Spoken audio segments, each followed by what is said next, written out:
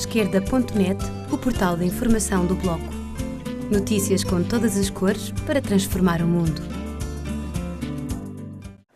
It's quite clear that the European Constitution and the Lisbon Treaty, which was 96% identical, almost entirely identical to the Constitution, were bad deals for people across Europe. And for us in Ireland, the first decision that many of us on the no side made was to ensure that the fear factor was taken away. Those in favour of the yes in the past would have argued that, if we reject this proposition, this treaty, that we would be thrown out of Europe. We'd be the pariahs, we would be just outcasts of Europe.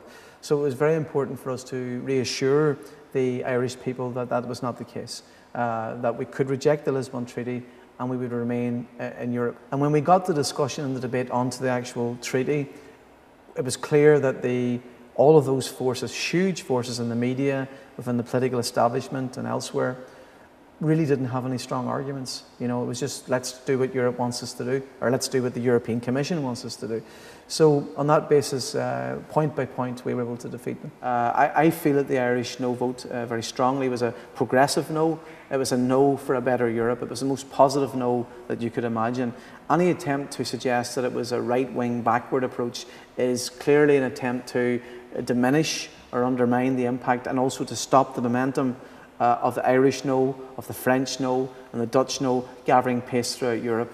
It's an attempt to mislead people across Europe, and it is clearly false and clearly wrong. We need to say that the Lisbon Treaty, as it is now presented, is dead, and there has to be a fundamental change in terms of the direction that they were taking away from a social Europe towards a Europe for big business, for vested interests, a Europe that would exploit the third world for the benefit of major multinational corporations, moving away from all the positive elements that Europe has brought, and there have been many, towards this agenda. That has to end. We need to get it back to what we, the people of Europe, want, and what we're proud of is a peaceful Europe, as a Europe that protects democracy and equality and workers' rights, and as a beacon of hope for countries throughout the world. It is very important for people who are listening to your site and watching your site that they have a very important role to play throughout Europe.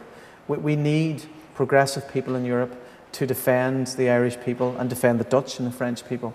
We need to stand up, stand together and say that we need a new treaty. We need a new beginning, a new debate around Europe, and any minor changes will not be acceptable, not just to the Irish people, to people across Europe. So there's a lot of confidence now within the Sinn Féin organisation that's been restored, and we are looking forward to both the European elections and the local elections next year. While Sinn Féin are very strong in the north of Ireland, we need to be strong across Ireland. We are an Irish Republican party. We take the island of Ireland approach, not Republic of Ireland, Northern Ireland. We take a collective approach, and we need to get stronger in the south. And clearly the Lisbon Treaty campaign proved that the people are looking for alternative voices. They're not happy to take the word of the larger political parties on Europe. So it's a big opportunity for us and also for people who think progressively on the left throughout Europe for those developments to take place next year, hopefully.